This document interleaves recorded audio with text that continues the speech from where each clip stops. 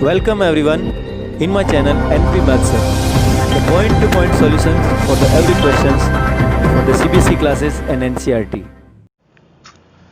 Hello everyone, कैसे हैं आप लोग? आई होप अच्छे होंगे। प्रश्नावली 1.4 का पहला क्वेश्चन जो है वो है 3.765। इसको आप उत्तरोत्तर आवर्धन यानी कि सक्सेसिव मैग्निफिकेशन, जैसे अपन मोबाइल में किसी नंबर को जूम करते हैं, किसी डिजिट को, किसी ऑब्जेक्ट को या किसी फोटो को, ठीक उसी प्रकार के आपको एग्जैक्ट जूम करके बताना है कि ये जो नंबर है संख्या रेखा पर कहाँ स्थित है। ठीक है, तो इसके लिए सबसे पहला काम है हमारी एक संख्या रेखा बनाना। ठीक है बेटा, ये संख्या रेखा है तो आपको पता ही है संख्या रेखा पर जीरो से जब अपन दाहिनी ओर जाते हैं, राइट साइड में जाते हैं, तो पॉजिटिव नंबर आते हैं और इधर नेगेटिव आते हैं। आपका नंबर कैसा है? धनात्मक है, तो इसका मतलब हमारा जो अंक होगा वो जीरो से इधर के डायरेक्शन में होगा, इस डायरेक्शन में। ठीक है, अब आपको लेना है 3.7। अब बात करते हैं अपन प्राकृत संख्या की। 3 एक प्राकृत संख्या है और 3 से बड़ी प्राकृत संख्या कौन सी होती है? 4। कहां पर? संख्या रेखा पर। प्राकृत कह दीजिए, धनात्मक पूर्णांक कह दीजिए, बात एक ही है ना, पूर्ण संख्या कह दीजिए। तो 3 से बाद तो अपन क्या करते हैं, अपन कहेंगे 3 और 3 से जस्ट बड़ा होता है 4। संख्या रेखा पर यह है धनात्मक पूर्णांक या प्राकृत संख्या।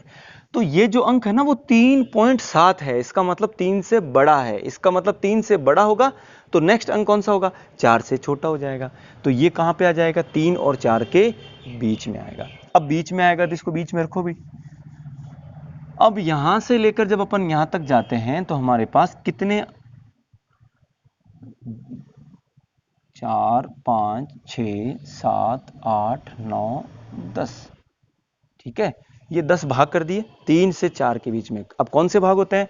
देखो 3.1 होगा, 3.2, 3.3, 3.4, 3.5, 3.6, 7, 8, 3.9 के बाद में आ जाता है पूरा 4 यानी कि 4.0। और यहां पर कितना था? 3.0। 3 का मतलब 3.0। ठीक है बेटा, यहां तक कोई दिक्कत नहीं है ना? ये समझ लीजिए आपके पास 1 सेंटीमीटर था तो 1 सेंटीमीटर में कितने मिलीमीटर होते हैं? 10 मिलीमीटर होते हैं, तो आपने इसके 10 भाग कर दिए।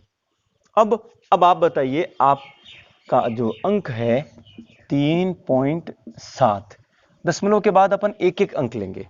तो पहले इनको नहीं देखना है, पहले ये देखना 3.7 कहां पर आएगा? ये है आपका 3.7। ठीक है, तो इस जगह पे मैं सर्कल कर देता हूं, या आपके जैसे कॉपी में कर रखा है, यहाँ पे एक ग्लास बना दीजिए।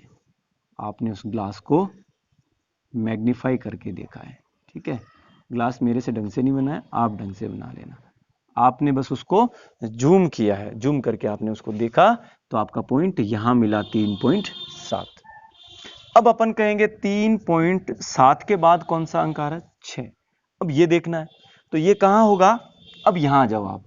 अब आपने इस जगह को जूम किया, मैप में देखते हैं ना, किसी एक पॉइंट को लोकेट करते हैं फिर जूम करते हैं, तो आप यहां पहुंच गए हो। तो आपने कहा हम यहां पहुंच चुके हैं। कहां पहुंच चुके हैं? देखो इस पॉइंट पर पहुंच चुके हैं 3.7 पर, और इसके जस्ट अगला कौन है? 3.8। यानी आपको फिर से यहां जूम करना है। यहां जूम करोगे तो 3.7 और 3.8 के बीच में फिर से आप मान लीजिए 1 सेंटीमीटर के 10 भाग कर दिए तो आप 10 मिलीमीटर। तो 1, 2, 3, 4, 5, 6, 7, 8, 9 और 10, ये सारे बराबर होने चाहिए। आप सेंटीमीटर स्केल पे उसको मेजर करके माप के लिखेंगे। अब क्या होगा? 3.7 का मतलब है ये तो 3.70 है। यहां कितना आ गया? 3.71। यहां कितना जाएगा? 3.72। ये हो जाएगा 3.73, 3.74, 3.75। कोई फर्क नहीं पड़ता, एक नंबर ऊपर नीचे लिख रहा हूं मैं ताकि सारे नंबर अच्छे से लिख सकूं मैं आपके लिए। 77, 3.78, 3.79 और 3.79 के जस्ट आगे कौन सा हो गया? ये वाला डिजिट हो गया 3.80 हो जाएगा। 3.8 का मतलब 3.80। अब आप बताइए भाई, आपका अंक कौन है? दशमलव के बाद 76। इसका मतलब आपका जूम कहां पर होगा? इस बिंदु पर हो जाएगा, ये रहा अपना बिंदु, है ना। फिर से इसको थोड़ा सा एक डब्बा बना देते हैं, ये आपके पास मैग्निफिकेशन ग्लास है, ठीक है, उसको जूम करने के लिए सूक्ष्मदर्शी की तरह।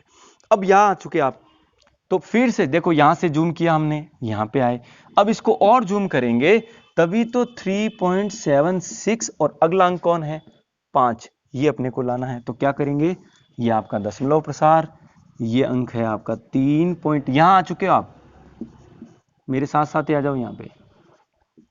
और अगला अंक कौन सा है 3.76 के अगला कौन है, ये है 3.77। फिर से वही बात, 1 सेंटीमीटर के 10 भाग, तो 10 अलग अलग पार्ट करेंगे, तो ये अंक कितना है 3.760। 76 का मतलब हम पीछे क्या लगा सकते हैं, 0।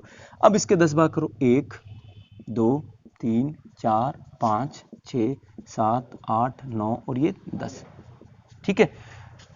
चलो भाई ये पहला भाग, अब 3.760, अगर मैं आपकी भाषा में बोलूं तो ये 60 दिख रहा है यहाँ पे, तो ये 361 हो जाएगा, 761, 762 बोलना नहीं चाहिए क्योंकि दशमलव के बाहर एक एक अंक बोला जाता है।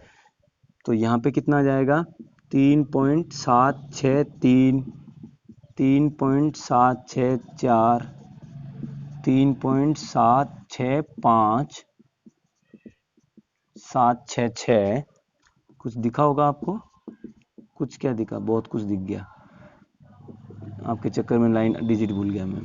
3.767 और ये हो गया 768, 3.769 और उसके जस्ट आगे जो आएगा वो आ जाएगा 3.770, 69 के बाद 7070।